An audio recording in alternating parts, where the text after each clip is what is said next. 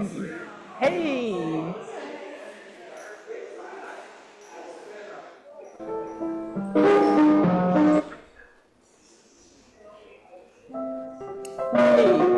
Okay. Did y'all have fun? Great.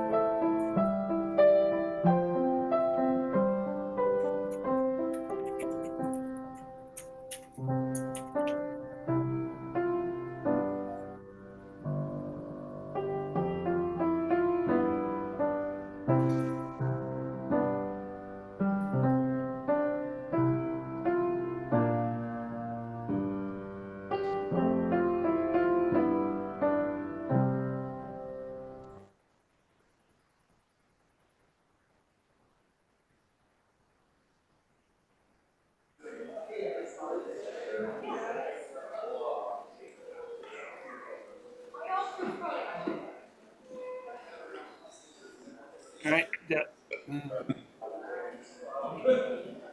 that the end of the music? I think so.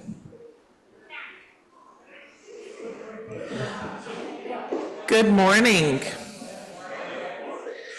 Welcome to the Unitarian Universalist Congregation of Lynchburg. We are glad you are here. Whoever you are, whatever your beliefs, whatever your age, and whomever you love, you are welcome here. As we work together for justice, compassion, and peace, we also acknowledge with humility that our buildings sit on Monacan land. My name is Courtney Senna, and I'm the Director of Lifespan Engagement for this congregation. If you are with us for the first time, we are glad you chose to be here this morning to participate in the service for this congregation we love. If you would like to receive our monthly newsletter and Friday email updates, please fill out the virtual visitor card found on our website at uulynchburg.org under Sunday Services, or fill out the yellow card found in the back of the chair in front of you and place it in the offering basket. Next week, our service will be the annual congregational picnic. Please join us at Riverside Pavilion at 10:30 in the morning. Bring a salad or a side dish. We will do our best to have our regular Zoom link up and running at 10:30. Please remember to bring a chair and your family's utensils and plates and napkins, and you'll want to bring a beverage. This morning is our final Building Your Own Theology service. We will have a short sermon followed by a time for us to talk with others about our theme of suffering and healing. Folks on Zoom will have the chance to share with folks online. Now I invite us to release our worries about the world and our own lives as we enter into the service by taking some slow, calming breaths.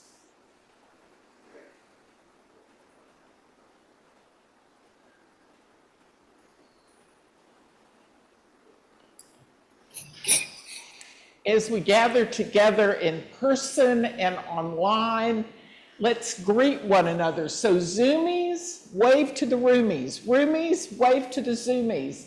It's wonderful to be here today. Yesterday, Bob McConnell and I were at the installation of Anna Talou at the Blacksburg congregation, and there were people waving in from all over the country. It was wonderful how we can be together in spirit.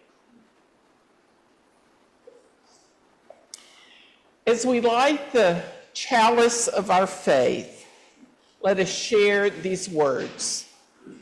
Inspire us to use our powers to heal and not to harm, to help and not to hinder, to bless and not to curse, to serve you, O Spirit of life. I invite us now to rise in body or spirit as we share together hymn 83.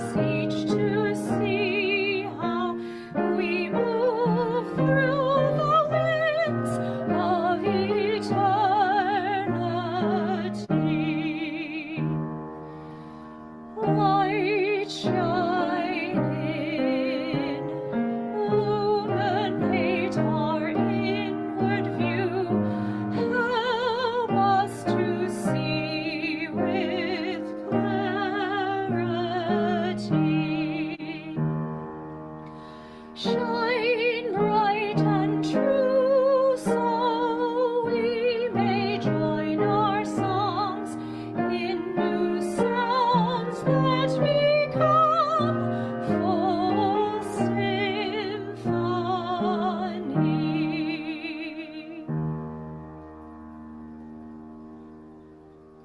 Like those young at heart to come up.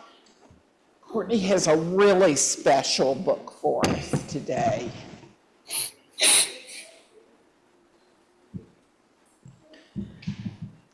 Good morning. Oh, what a pretty rainbow coloring sheet you've got. So we are now in the month of June, and in June, we celebrate Pride Month, which is when we recognize the accomplishments and celebrations of the LGBTQ community. So our book today is called Intersection Allies. We make room for all. Witness the lives of a bold group of friends. If one is in need, another defends. Age is one trait that each of them share, but kids' lives are unique, as you'll soon be aware. Each child has a story and their own point of view, filled with passion and power, just like you. My name is Alejandra, but I go by Allie. I use a chair, but it doesn't define me. Instead, it allows me to zip, glide, and play. When I need to get through, friends can help make a way. Where there's room for some, we make room for all. Friends can be allies, no matter how small. Hello, I'm Parker. After school every day, Allie's family takes care of us both while we play. My mom works hard to provide for me. Her love's the source of our stability. Not toys or money, nor treasures untold. Community care is more precious than gold. Skirts and frills are cute, I suppose, but my superhero cape is more caped than all those bows. Some may be confused that a kid like me can wear what I want and be proud and carefree. My friends defend my choices and my place. A bathroom, like all rooms, should be a safe space. My name is Adila, and just like Kate, what I wear inspires endless debate. Some give, some chant, some sing, some pray. My hijab is my choice, and you can choose your own way. The clothes that you wear never justify hatred. Clothes can be playful, simple, or sacred. Covered, adorned with casual flair, my body's my own, and I dress it with care. My name is Nia, and with what's going on in the news, it's easy to be frightened or sing the blues. For her, for them, for him, and for me, we all deserve to breathe and be free. The color of our skin is no reason to hide. We protest for safety, equality, and pride. Our friends join along in solidarity and love. This is the stuff that allies are made of. Black Lives Matter. We have Say Her Name and Trans Lives Matter. They have so many different signs, don't they? Safety also includes our trees and air. The land we've called home are places of prayer. I am Dakota, and like my ancestors, my tribe and I are water protectors. From profit and power, we stand up to preserve our nations, our cultures, and the respect we all deserve. My name is Gloria. After school, it's to la fruteria I go. Trabajo cada día junto a mi madre. My language and savvy allow us to thrive. I've got hopes and dreams and skills and drive. Working together makes us both more secure. I'm a daughter, a partner, and an entrepreneur. My name is Hee Young, and I was born in Seoul. I moved here when I was 5 years old. I'm part of what's called the 1.5 generation. My parents and I span 2 different nations. Like Gloria, I am a help to my mother by translating for her one word to another. When the landlord tells mom, you can pay me next Friday, I repeat in Korean, Oma rintu domju gomor nido doende. We navigate life in our new home together because kids have the skills to make every day better. So that means that they and their parents have lived in 2 different countries, in 2 different cultures. Yeah. Yeah. My name is Yuri, and I'm new to this place. Heejung's family welcomed me with love and with grace. Finding refuge meant traveling far from home. I sailed, I flew, I rode, and I roamed. Escaping violence, war, heartache, and intrusion, we came to this nation seeking dreams and inclusion. From near, from far, from here, from there, we're more than our origins. We all deserve care. Race, religion, citizenship, class, and ability, each of these intersects to form identity. Age, gender, size, and skin color too can make living life different for a friend than for you. Barriers and biases are often to blame. We strive to be equal, but not all the same. Life's ups and downs can take many forms, but standing together will rewrite the norms. When there's room for some, we make room for all. Friends can be allies, no matter how small. Those that help others.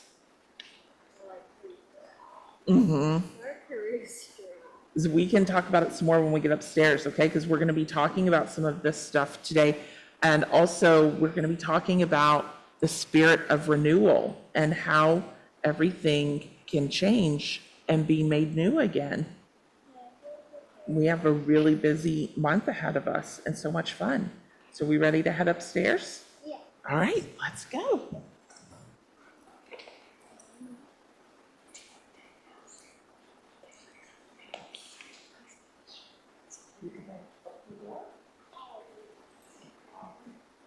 We sang,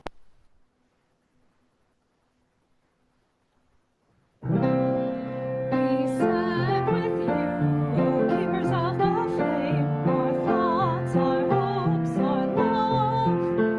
In all that you do, O keepers of the flame, be strong, have courage, be true. We sang with you, O keepers of the flame, our thoughts, our hopes, our love. In all that you do, O keepers of the flame, be strong, have courage, be true. We take an offering of our gifts for the work of this community, both within our buildings and in the larger world. Everybody can help. Just put money in the basket. For those of you on Zoom, you can either send a check to the office or give a donation through PayPal. We gratefully receive your gifts that are generously given.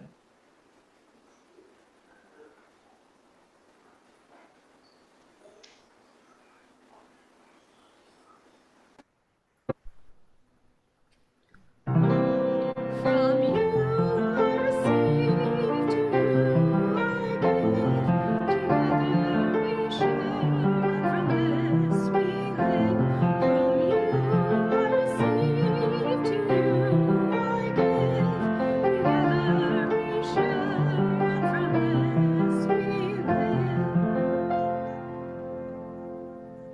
week I found a poem by Gregory Orr, who's a Sufi spiritual teacher, and it seemed to speak to our topic. Lots of sorrow and a little joy, lots of joy and only a bit of sorrow. Who can know the formula beforehand?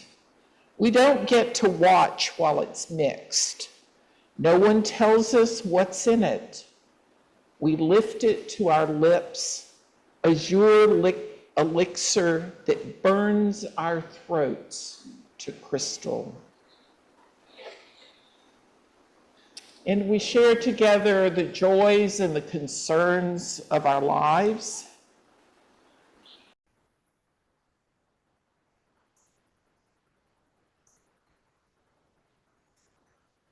Joys and the concerns in our lives,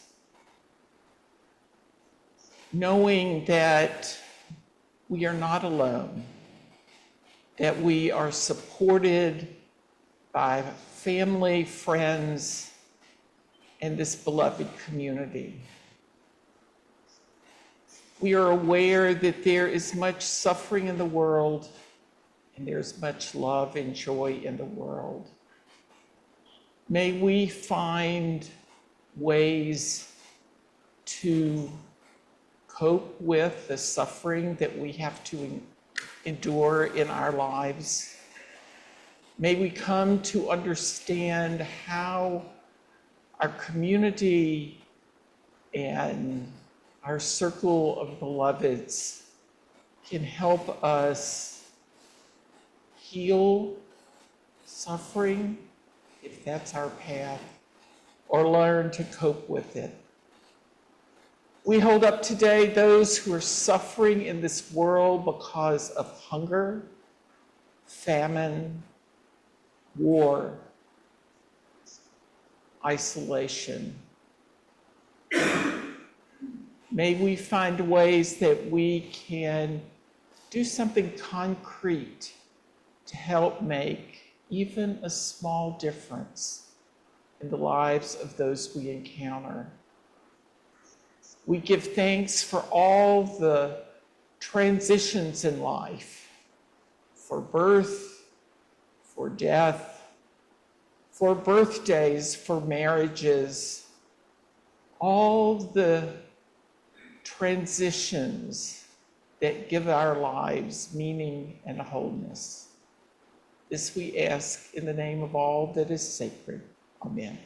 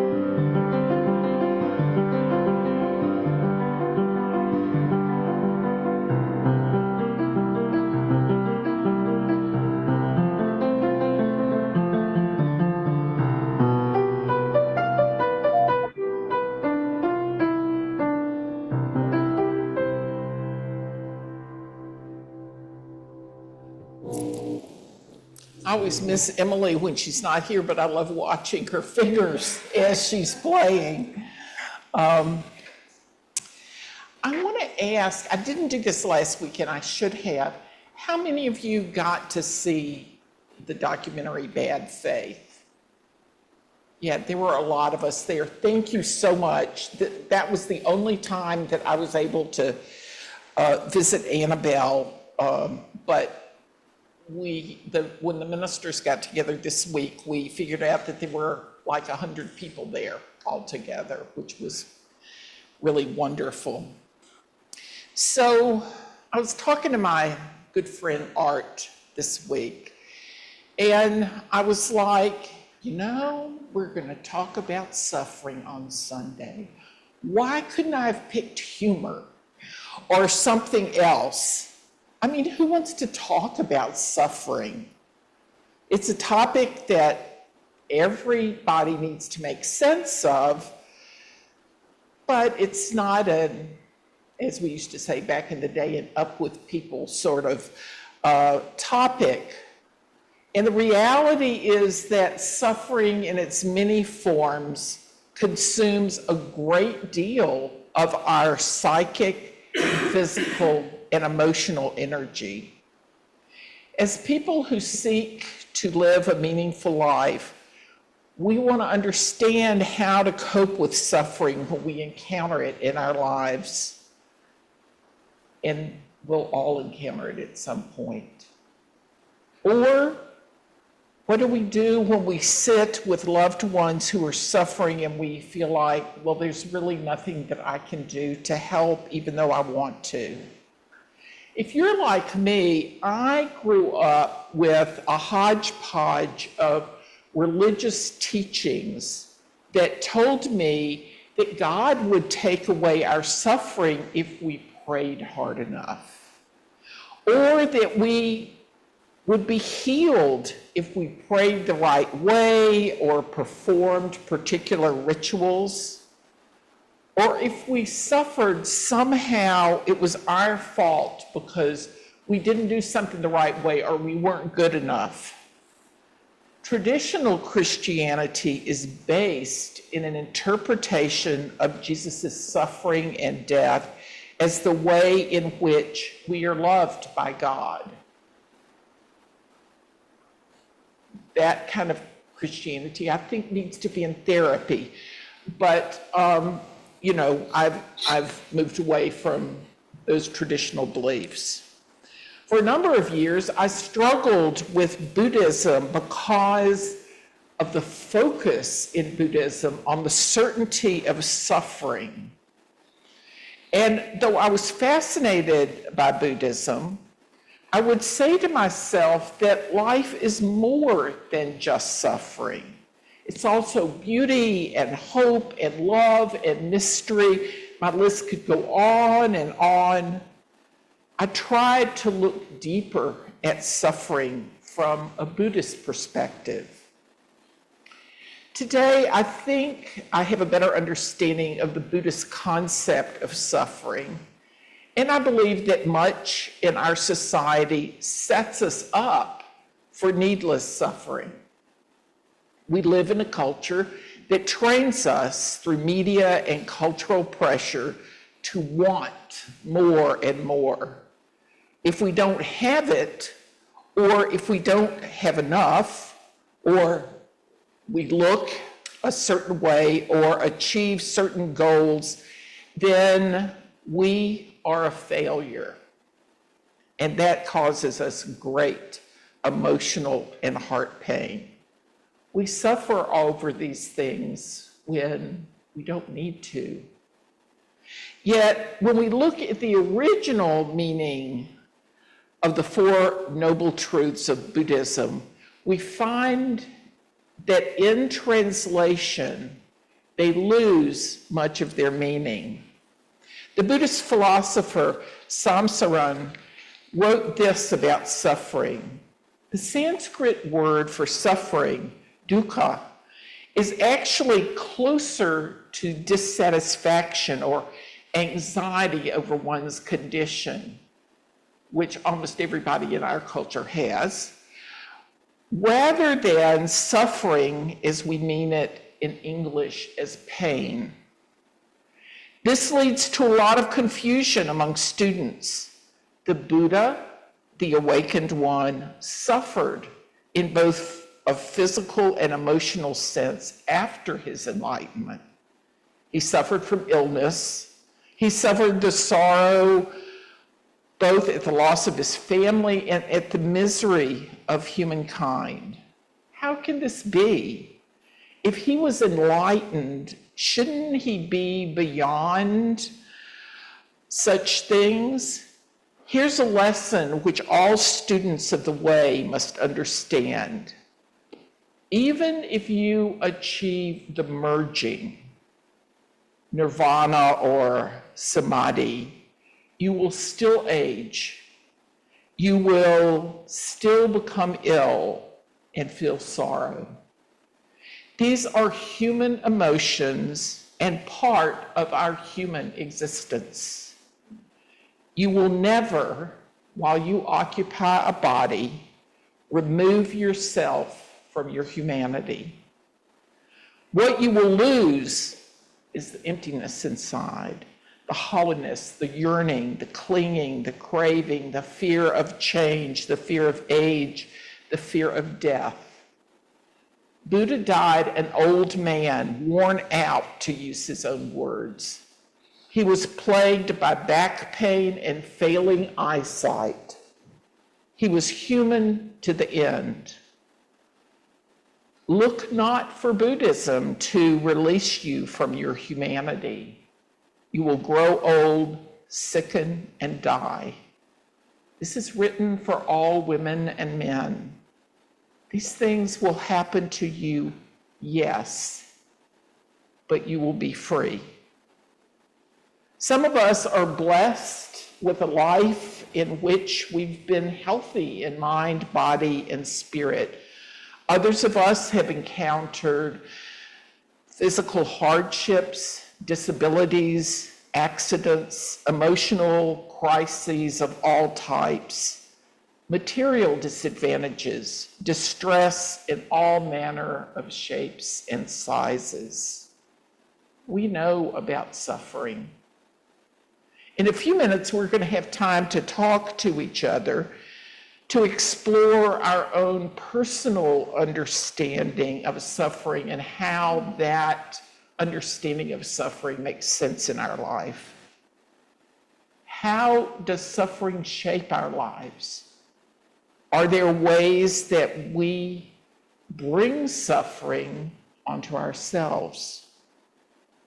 So how do we make sense of this? How do we come to understand that suffering is not the whole of our lives? We can sometimes forget that.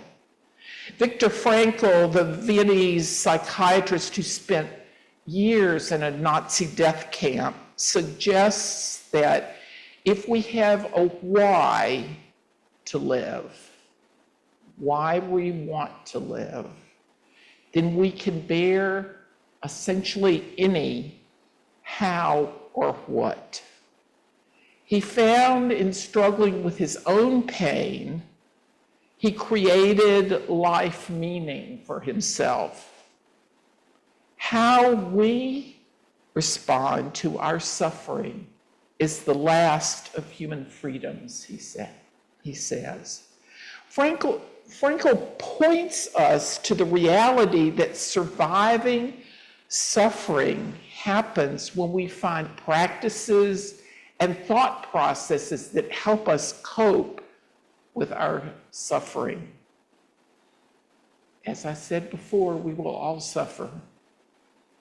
And we all need coping skills for handling our suffering so it won't take over the whole of who we are.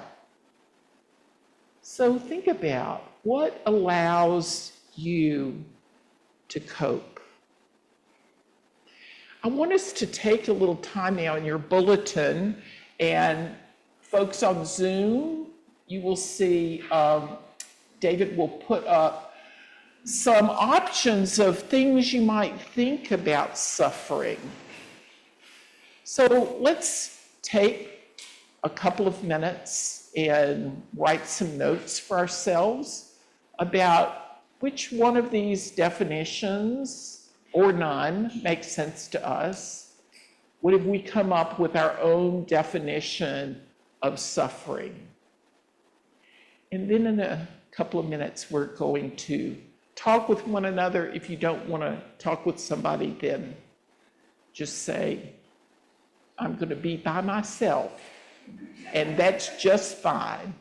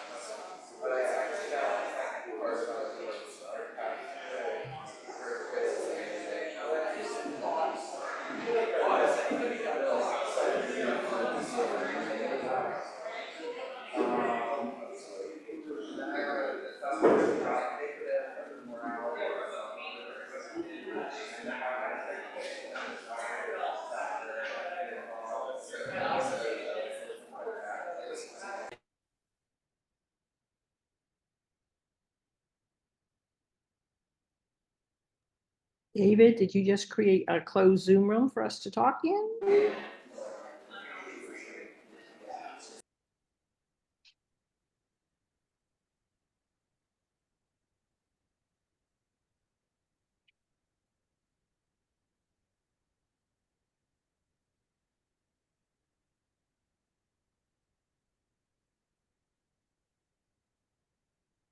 David, did you make it so we could talk with each other? We can unmute in the Zoom room?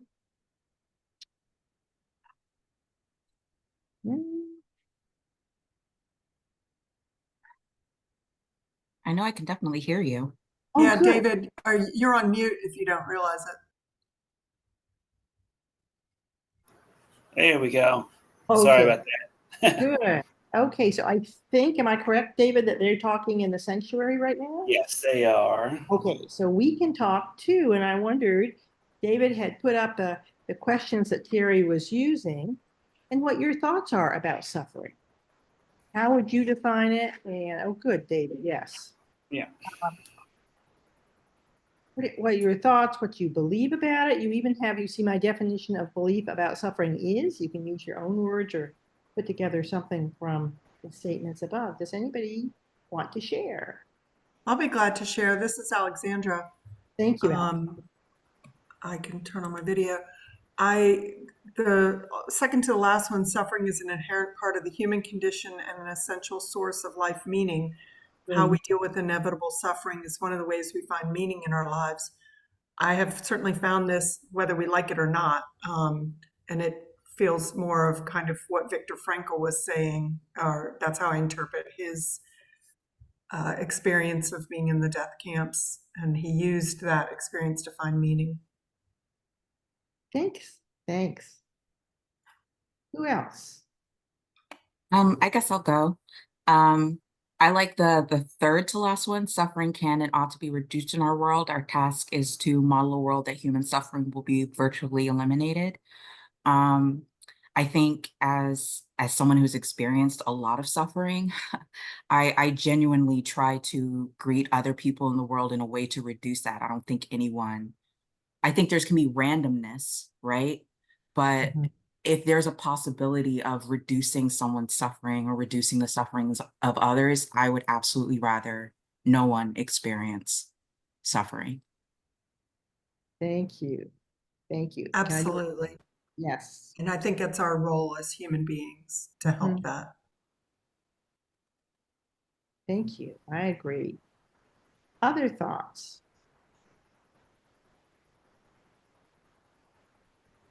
I tend to go more of the Buddhist way of um,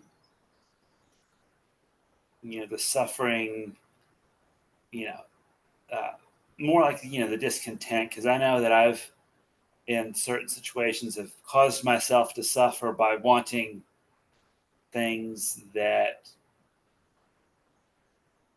weren't forthcoming and that I didn't really need those things. And so, in that acceptance, you can reduce at least some form uh, of that sort of want suffering, um, kind of self-inflicted suffering. Station. Was there anything that jumped out for you about your definitions of suffering or anything special? Well, the other side of suffering is how we find, if not healing, what are the practices? How do we find coping skills to manage suffering? When we're overwhelmed, the loss of somebody we love, an illness, an accident, what helps us keep going, as Frankl wrote about, because he said there were a lot of people in the death camp who should have been able to survive, but couldn't find the coping mechanisms that could help them continue to live with meaning. So let's go back in our groups and think about that. What are some things that are important to you in your life that help you survive and thrive when things get tough? So let's take 2 or 3 minutes with that.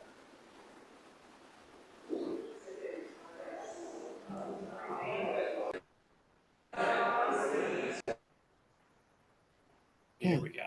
There we go. Thank you, David. Good question. What helps you in coping with suffering? Community helps me, friends and family. I live far away from my family, so friends, church I friends. think I'm sorry, McKenna. That's all.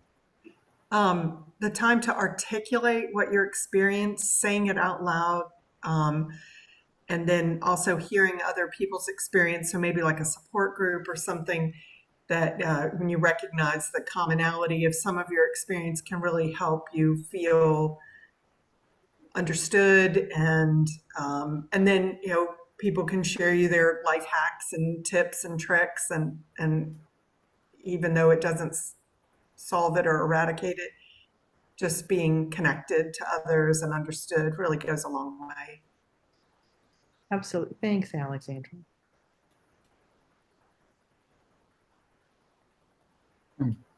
To say something, but it might turn out to be a little too long. But uh, I think that we in the universe are imperfect on purpose. That it is by dealing with our imperfections and problems of life that we grow character. It is a way to grow our soul, if you will. Of course, I think since I'm a theist, and I think there's another that we go on after this life. That what we're doing here is sort of kindergarten, I guess, getting us ready for first grade, and that we may not suffer that much at the next level, but this level we are being prepared or being changed into someone who has the power to uh, help people in ways that we couldn't if we didn't have this experience. And so in the next life, I think that will be useful, that we will go on and be educated and be part of the system of educating other people. And so I don't think that this is useless suffering. I think there's a purpose behind it. I don't think God says I'm going to give that person cancer or something like that, but I think God lets the universe be imperfect so that we do have to encounter these difficulties. And so I see meaning in that. And it's not without meaning for me. I think that's enough. Thanks, Dick. Thank you very much. Thanks. Oh, then there is the belief in the next life. I find a lot of comfort in the idea that, this isn't a waste of time, that it's leading to something worthwhile. Okay. I and I agree with you. Some other thoughts on how do you cope with suffering? So all of those friends and community, but also I practice ancestor like veneration. So I really find myself like going to my altar and like talking to my ancestors and just reaching to them just for kind of like peace and solace because they've been here before, they've done all this before. So I feel like that really kind of helps me remember that I'm not completely alone in this and that I'm just continuing a story. Friends, I think this is a discussion that we could continue probably well into the afternoon, but after all, we do have gluten-free carrot birthday cake waiting for us in social time. So I'd like, if anybody has any thoughts they want to email to me this week, that would be wonderful. So just some final thoughts. Pain, discouragement, and death are part of the landscape of being human. The ways we choose to cope with that reality will shape who we are becoming. We need one another because we need people who will bear witness to our lives. Each of us matters, and so do our hurts and our suffering. Our community can help us find a way through that suffering. Suffering shared is suffering halved. I heard that from my grandmother. Some of you may have also. We need one another to offer us the strength and perspective necessary to understand that our suffering is not the whole of our lives. When we develop our coping strategies, we have choices for how we will live with our suffering.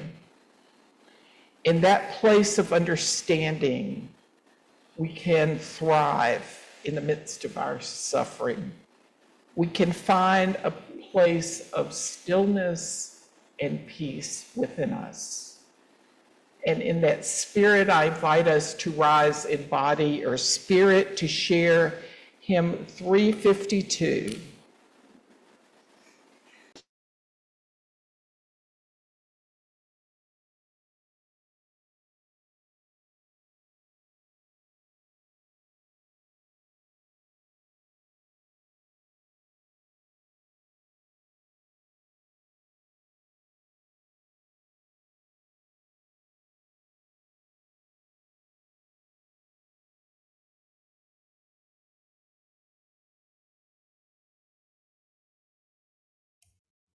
We can't hear the sanctuary. Or I can't.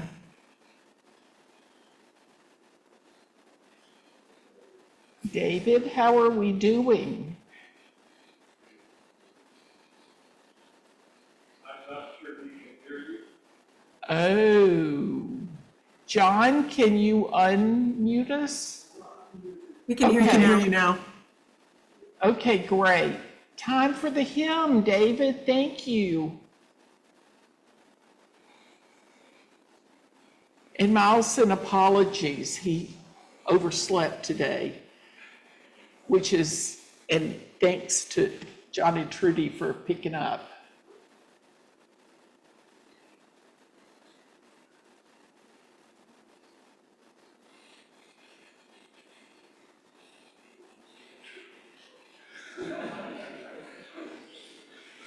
Well, we're in that moment when we're finding a stillness, a peaceful place. So something's happening.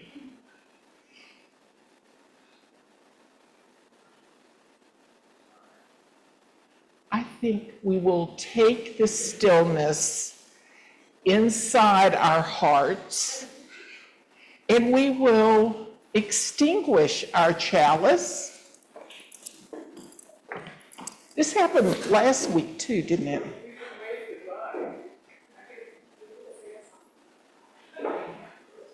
Does somebody want to lead it? Okay, we'll try that again next week at the picnic. We extinguish the flame of our chalice as we say these words together. We extinguish this flame, but not the light of truth, the warmth of community, or the fire of commitment.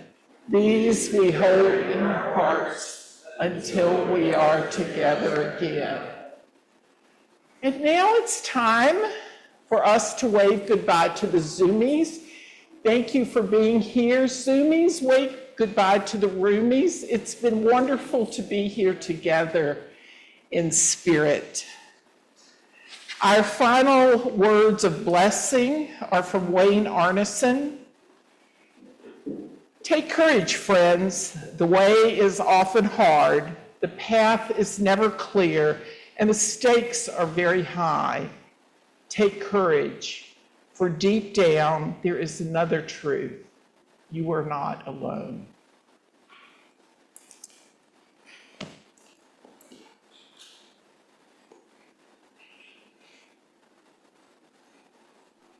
I'm back. I'm back. So You want the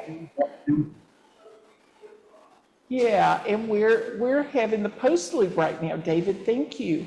Oh. oh, yeah.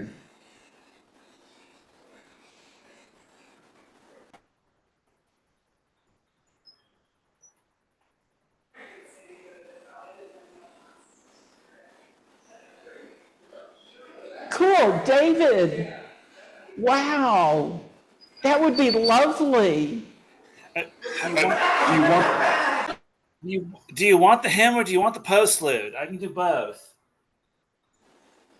Well, let's have the postlude and then Trish can share her song. Let's be inclusive. But we can't hear it. But we can see the fingers moving.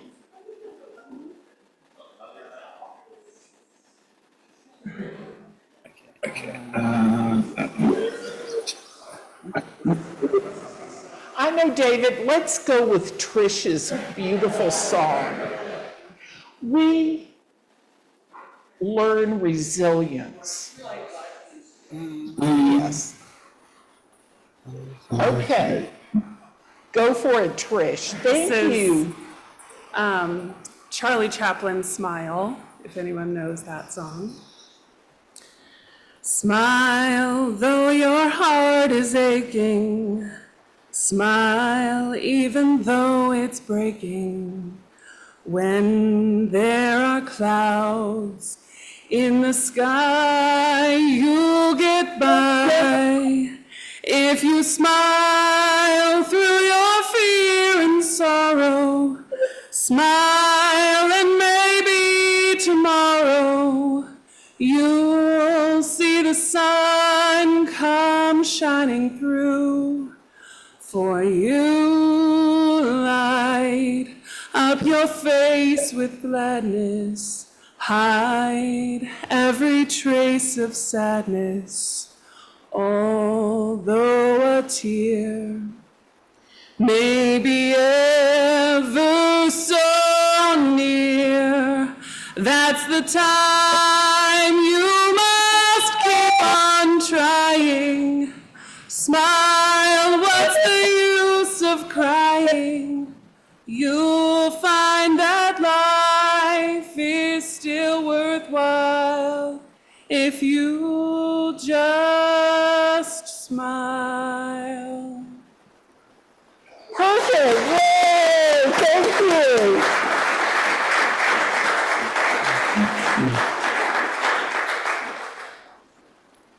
Thank you, everyone. Thank you for being here on Zoom. Thank you for being here in person. I'm sorry I can't push birthday cake through Zoom, but we'll all eat a piece for y'all.